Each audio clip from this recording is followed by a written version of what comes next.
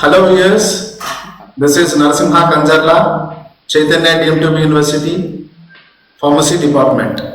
Today topic is carbonyl compounds. How it is possible to characterize a carbonyl compounds? Carbonyl compounds, they are nothing but characterized by a presence of a carbonyl group. What do you mean by a carbonyl group? Which is nothing but when carbon directly bonded to a doubly bonded oxygen atom, we can call it as a carbonyl group.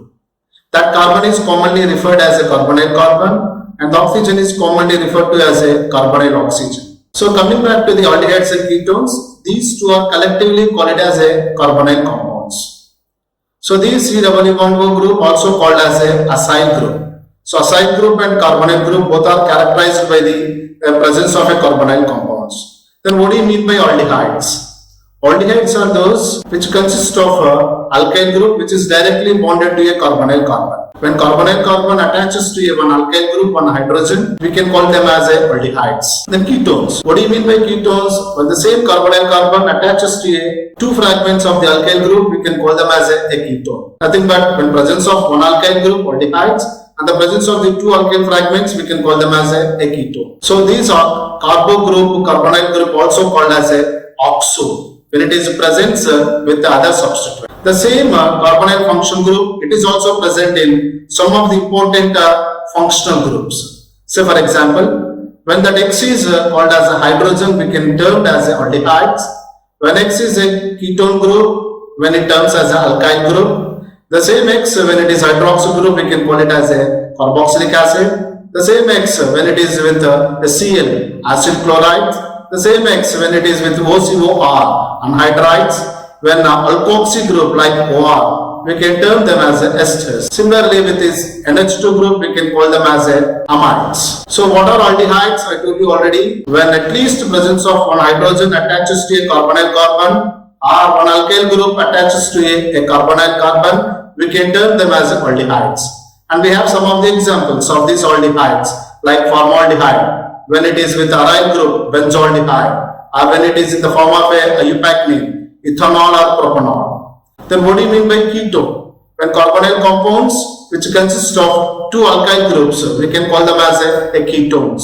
Some of the examples for ketones, what we have, a propanone is there, acetophenone is there, butanone is there. And the next aspects in carbonyl compounds, nomenclature of aldehydes and ketones. And always this nomenclature by means of two ways. One is common system, other one is IUPAC system. And how they are going to denoted by the IUPAC system. So always corresponding with a corresponding alkene, ALKANE, alkene. The terminal E which is going to replace us with AL. So we can call it as alkanol. So alkanol is the IUPAC name for aldehyde.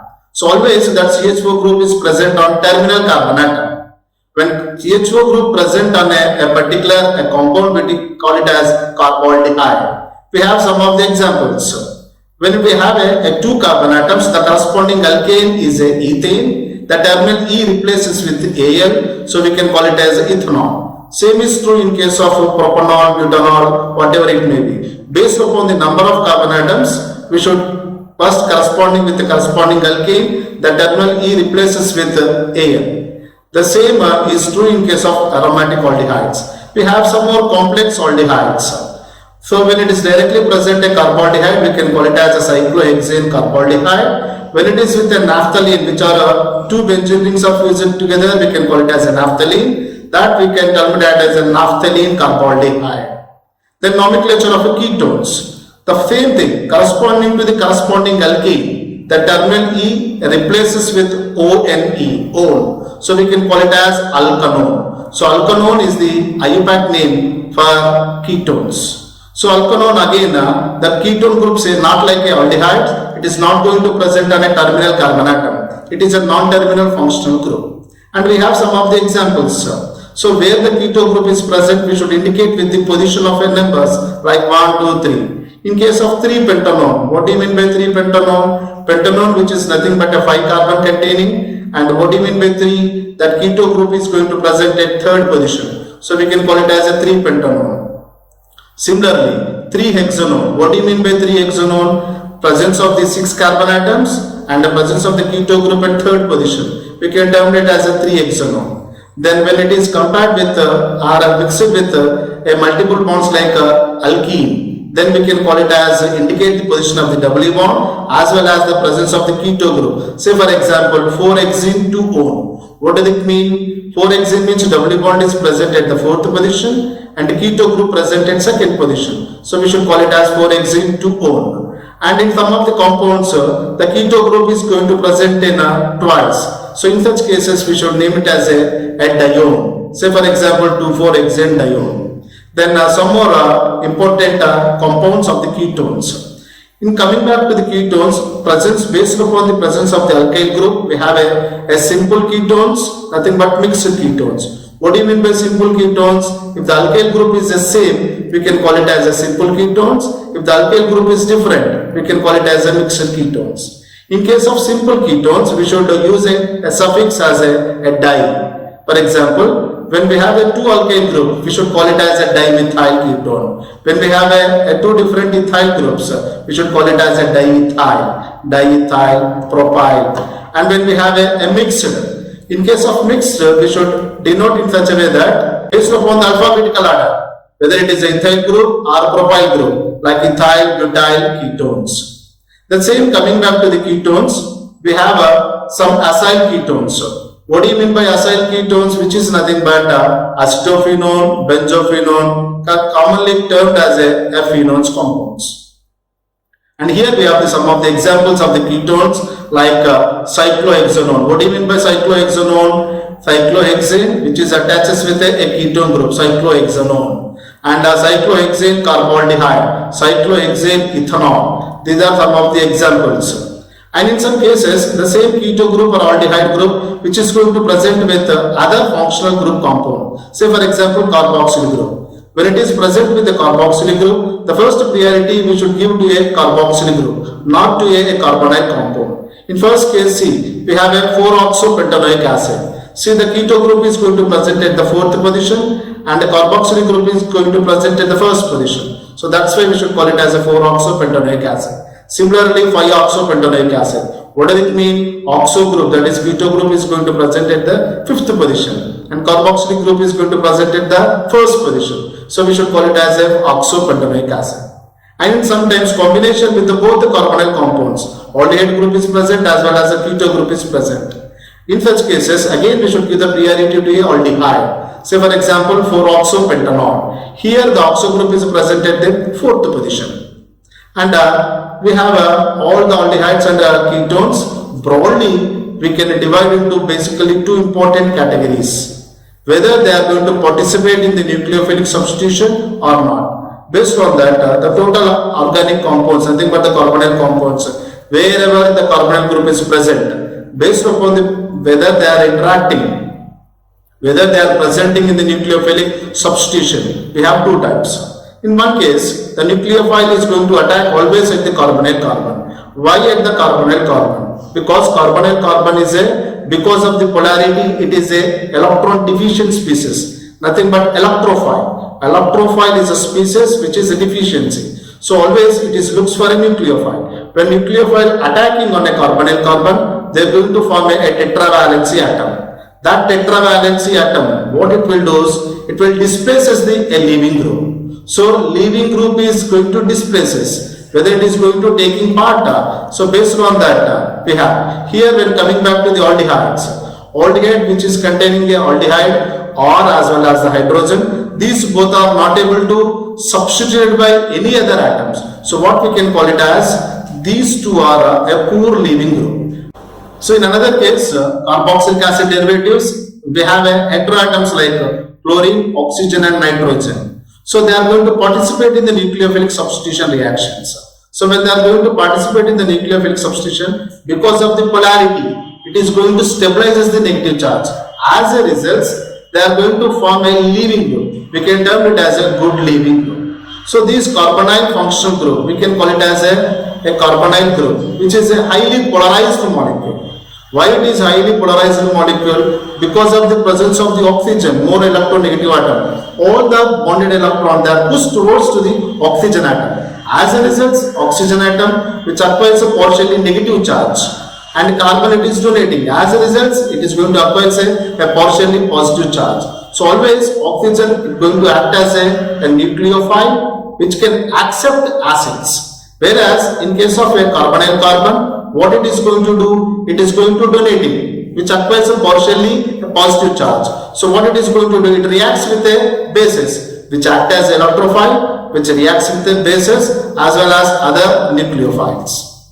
And then next topic, physical properties. Physical properties of these carbonyl compounds. Physical properties which includes boiling points, its odor, state as well as solubility. First, we'll proceed with its state. Generally, almost every functional group, the starting compounds, they are generally present in the form of a gases. But in case of aldehydes and ketones, they are present in the form of a liquids. And the next important point, we have a aliphatic as well as aromatic. In case of aliphatic aldehydes, they have an unpleasant odor, means they are not acceptable, not agreeable, as well as ammonia-like smell, a pungent smell. Whereas in case of aromatic as well as the ketones, they have a sweet smell, we can have an agreeable odor. And the next one more important physical property is its boiling points. The most important boiling points is whenever the molecular weight is increases, automatically boiling point of the particular compound is also increases. The first aldehyde, as we all know that it is ethanol, methanol, ethanol, propanol. What is the difference between all these? Slowly one by one molecular weight is addition of the one carbon atom, molecular weight is going to increases. When molecular weight is increases, automatically boiling point will also increases. When compared with ethanol and propanol automatically it is going to have higher boiling point. Why? This is because of increasing its chain. So we have to destroy the bonds which are going to present in a molecule. So according to the temperature, to break that bond, we require high temperature. So when compared with ethanol and propanol, what is happening? Propanol will be having higher melting point. So what is important criteria? As the molecular weight increases, boiling point is also increases. Then when compared with branching, when compared with 2-butanol as well as 1-methyl-butanol, say for example, what is going to happening? Boiling point it is going to decreases because of the presence of the branching. So what I want to say, branching decreases the boiling point. What it is going to make? It's making a compact nature in a compound structure. Due to that compact nature, it's becoming a weaker static forces. That weaker static forces represents we require less temperature to break that bond. Because of this point, branching decreases the boiling point. When compared with aromatic aldehydes, automatically benzaldehyde having higher boiling point. Why it is having higher boiling point? As the molecular weight is going to increases. The same is true in case of ketones also. In case of ketones, what it is happening? Same rule. As the molecular weight increases, boiling point will also increases. When compared with ethanol, propanol, butanol, butanol will be having more boiling point when compared with the ethanol and propanol because of the presence of the more number of carbon atoms. Same is true here also. The branching automatically slowly decreases the boiling point because of the compactness. What is happening? Surface area is going to decreases. When branching is there, surface area is going to decreases. Compactness is going to become weaker static forces. This all leads to the decrease in their boiling point. And next important physical property is solubility. Solubility comparing with other compounds or solubility with among the aldehydes and ketones. Solubility is also, as a molecular weight increases, solubility decreases. As a molecular weight increases, solubility decreases. Why? The compound, the functional group which is responsible for the solubility, that is called as a polar group. And alkyl group, it is there, which is a non-polar group. Non-polar group is responsible for the insolubility. Polar group is responsible for the solubility. So as a molecular weight increases, non-polar group is going to dominate. Non-polar group is responsible for the insolubility. Polar group is responsible for the solubility. So that is same. So when compared with the boiling point with other functional group like carboxylic acid, alcohols, aldehydes and ketones and alkanes, automatically alkanes they will have a low boiling point, low solubility, just because they doesn't have any polar groups. Whereas in case of carboxylic acid, because of the presence of the polar groups, because they are automatically high melting point, high boiling point when compared with the same molecular weight compounds. Here Why the solubility? Why they are soluble? That is important. So whenever any compound they are able to form a intermolecular hydrogen bonding with a water molecule, they are soluble. So when any compound they are able to form a intermolecular hydrogen bonding with water molecule, they are responsible for the solubility. Nothing but miscibility, formation of the compound. So slowly compound, initial compound like methanol, ethanol, they are miscible with the water molecule. Propanol, which is a volatile, so easily miscible with the water molecule.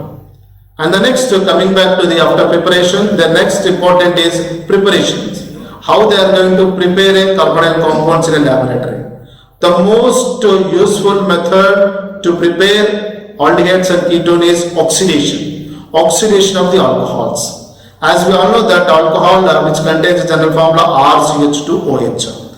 And based upon the number of alkyl groups attaches to a OH group, we have a primary alcohol, we have secondary alcohol, tertiary alcohols. What do you mean by primary alcohol? When hydroxyl group attaches to one alkyl, primary. When hydroxyl group attaches with two alkyl group, we can call it as a secondary. So when primary alcohol undergoes oxidation, it requires some oxidizing agents like sodium dichromate or potassium dichromate. When sodium dichromate or potassium dichromate in the presence of primary alcohol, they are going to formation of the aldehydes. So primary alcohols are upon oxidation, they are going to form a aldehydes. And the reaction does not stop at that aldehyde stage itself. Why does not stop at that aldehyde stage itself? Because presence of the hydrogen. That hydrogen is a acidic hydrogen, replaceable hydrogen. So further oxidation, they are going to take form a carboxylic acid. So whereas coming back to the secondary alcohols also undergoes oxidation. Secondary alcohol which is going to form a ketones. Primary alcohol oxidation aldehydes, secondary alcohol oxidation ketones. But in case of ketones, there is no chance of the presence of the replaceable or acidic hydrogen. As a result, it does not undergo further oxidation at normal conditions. Of course, it undergoes further oxidation when under drastic conditions. When ketones undergoes drastic conditions, there is a chance of formation of a mixture of the carboxylic acids. And even we can stop the reaction before it does not undergo carboxylic acid. When this oxidation is going to carried out under a mild oxidizing agent. When it is carried out at the mild. See here we have, by taking one of the example, alcohol, primary alcohol upon oxidation with the potassium dichromate or sodium dichromate, there is a formation of aldehyde. That aldehyde, it is going to further oxidation to form a corresponding carboxylic acid.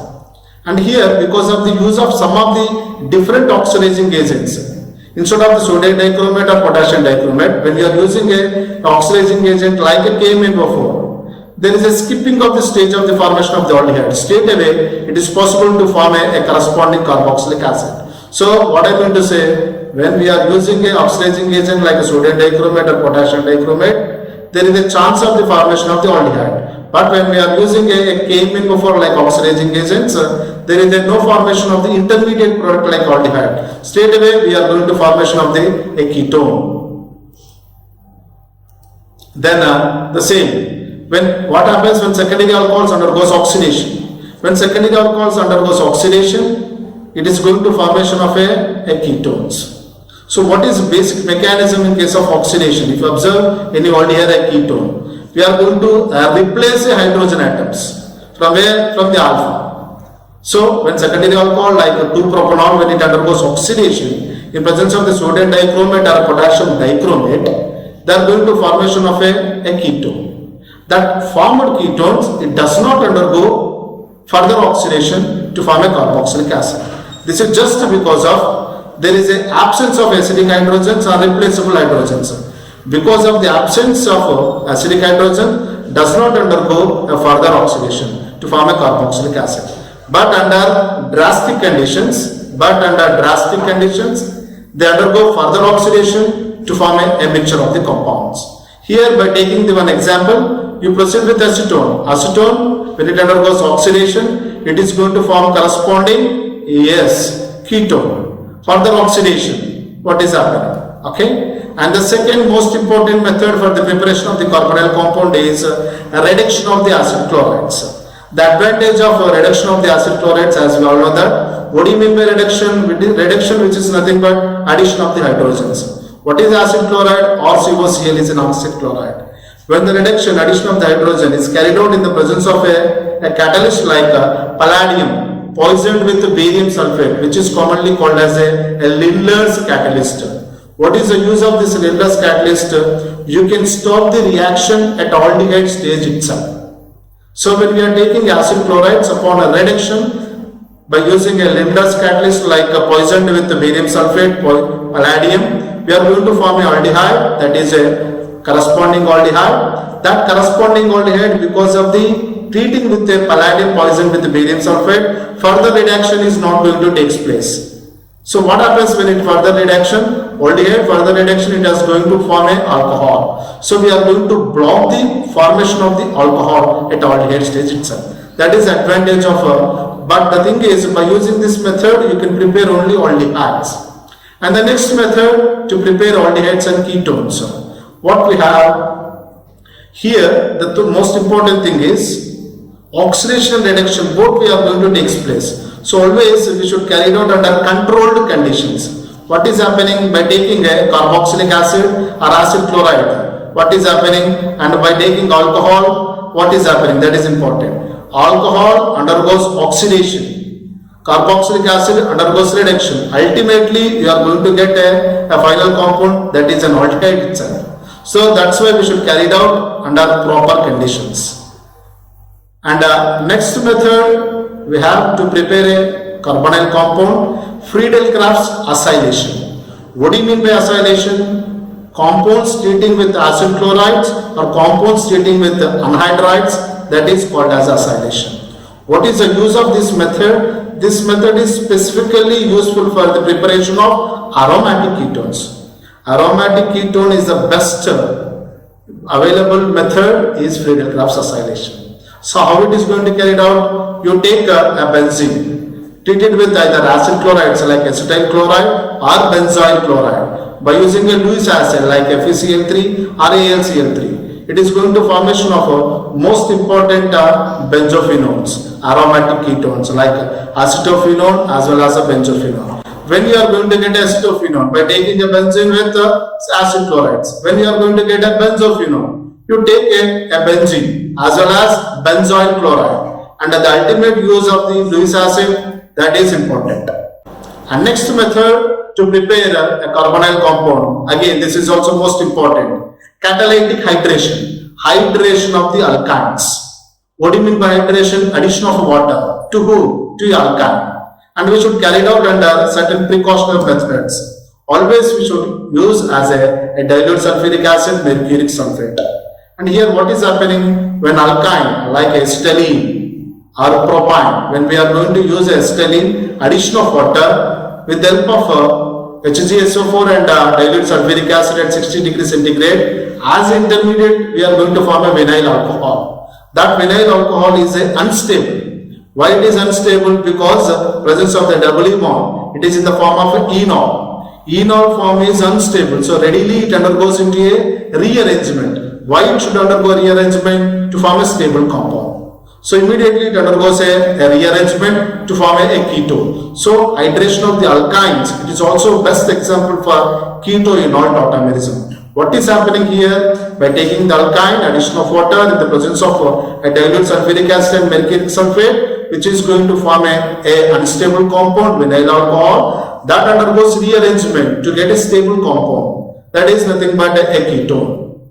The same thing, by taking how do you get aldehyde? Same points, catalytic hydration of the alkynes, aldehydes, enols, ketoforms. These are responsible for the formation of aldehydes and ketones. This is the most favorable method for the preparation of aldehydes and ketones. And another most important method is ozonolysis. Ozonolysis is a method by using this you can prepare by using symmetrical alkenes, unsymmetrical alkenes. You can prepare aldehydes as well as ketones. What do you mean by ozonolysis? Treating an alkene with the ozones, O3. So initially they are going to form corresponding ozonides. That ozonides, upon treating with hydrolysis with zinc and water, it is going to form corresponding compounds, aldehyde or a ketone. And first we will proceed with the symmetrical alkenes. What do you mean by symmetrical alkenes? Symmetrical alkenes are nothing but if you are going to divide into two symmetrical halves, that is called as a symmetrical alkene. The best example for symmetrical alkene is 2-butene. What is 2-butene? CH3, CH, double bond CH3, which is nothing but we can divide into two symmetrical halves. When it undergoes ozonolysis, the ultimate conclusion of the ozonolysis, the splitting it is going to take place at the double bond. Splitting it is going to take place at the double bond. As the results, you are going to get a fragments of the two compounds. When 2-butene undergoes ozonolysis, it is going to formation of 2 moles of the acetaldehyde. Similarly, 2,3-dimethyl 2-butene. Another symmetrical alkene best example is 2,3-dimethyl 2-butene. And the same, here also when it undergoes ozonolysis, splitting it is going to take place at the double bond. So double bond is a site for ozonolysis, attack of the ozone. As a result, you are going to get a mixture of only a ketone, 2 moles of the ketone it is going to possible. And even the ozonolysis, it is going to take place with unsymmetrical alkenes. The best example for unsymmetrical alkenes, you can take any example. Say for example, 2-methyl 2-butene. When you are using unsymmetrical alkenes, same is process is the same. Ozonolysis, the splitting, all are the same. Splitting at the double bond. The ultimate use of this unsymmetrical alkene, here you are going to get a mixture of the carbonyl compound, nothing but simultaneously aldehyde as well as a ketone. By taking the example of 2-methyl 2-butene, when it undergoes ozonolysis, there is a chance of getting aldehyde as well as ketones. That's all for now. We'll discuss the next remaining topic in next class. Thank you.